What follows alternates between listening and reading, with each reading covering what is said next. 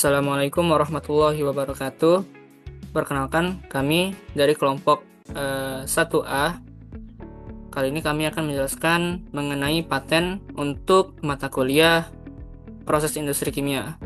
Kami adalah perwakilan dari kelompok 1A. Saya Muhammad Fathul Bari dengan ujung NIM 043. Saya Divani Putri dengan ujung NIM 035. Saya Tomianto dengan ujung NIM 003.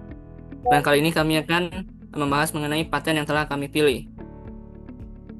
Dalam berbagai proses industri kimia, kontak antara fase gas dan cair sangat penting untuk mendukung perpindahan massa dan berlangsungnya reaksi secara efektif.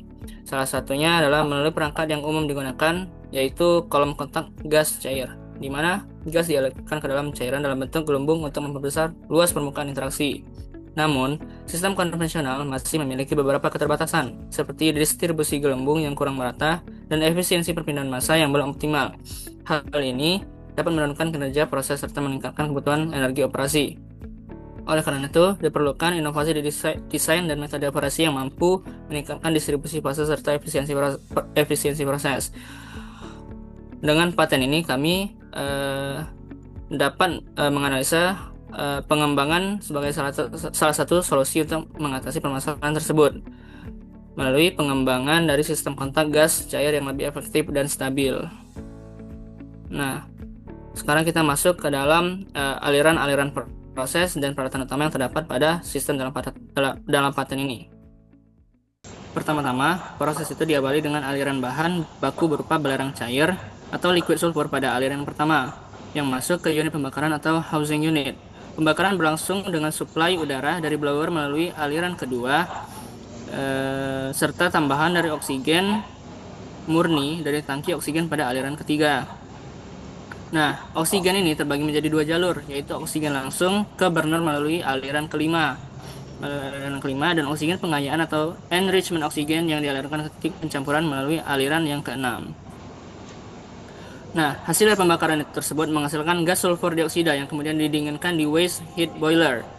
Gas yang telah didinginkan mengalir sebagai aliran yang ketujuh dan dicampurkan hingga menjadi mixed feed gas pada aliran ke-8 sebelum dia memasuki daripada converter. Tahap selanjutnya merupakan tahap konverter yang dimana pada tahap konverter pada flowsheet ini digunakan kolom yang berisi 5 fixed bed yang dimana ada bed katalis 1, bed katalis 2, bed katalis 3, bed katalis 4, dan bed katalis 5. Penggunaan katalis yang semakin banyak akan meningkatkan efisiensi proses konversi yang dimana setiap turunnya bed itu dari bed 1 ke bed 2 itu akan meningkatkan konversi reaksi pembentukan untuk H2SO4 ini sendiri. Nah, pada bed ini terjadi reaksi pembentukan SO2 menjadi SO3. Jadi terjadi reaksi di sini pembentukan dari SO2 menjadi SO3. Pada konverter ini sendiri dilengkapi dengan heat exchanger di setiap setelah bed katalisnya, di mana pada reaksi pembentukan SO3 sendiri akan meningkatkan panas reaksi karena reaksi ini sendiri itu bersifat eksotermis. Nah, untuk menjaga kestabilan panas dari reaksi itu sendiri supaya sebelum gasnya masuk ke bed katalis setelahnya diberikanlah heat exchanger supaya suhu yang masuk ke bed setelahnya itu tuh sesuai lah untuk proses reaksi.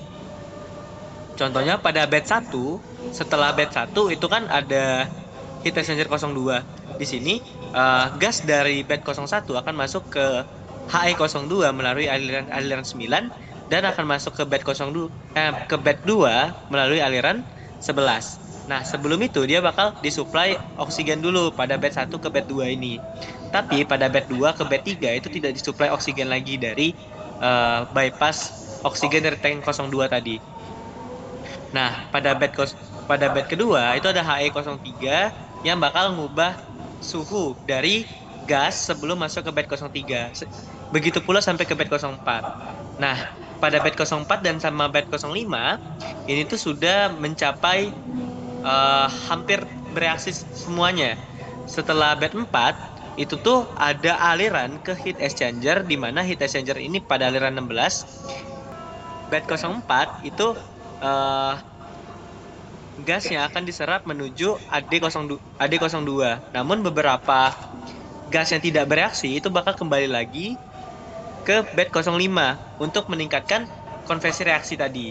Nah, bed 05 ini akan menjadi tahap akhir dalam proses konverter. Dia setelahnya akan langsung diserap ke heat exchanger yang ini dan masuk ke adsorber 1. Gas sisa dari adsorber pertama kemudian dipanaskan kembali dan dialirkan ke bed 5 untuk konversi akhir.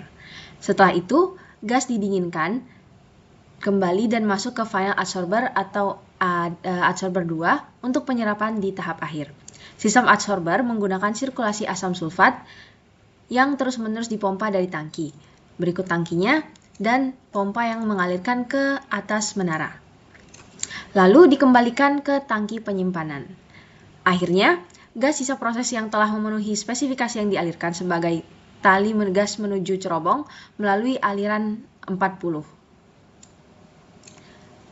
Sementara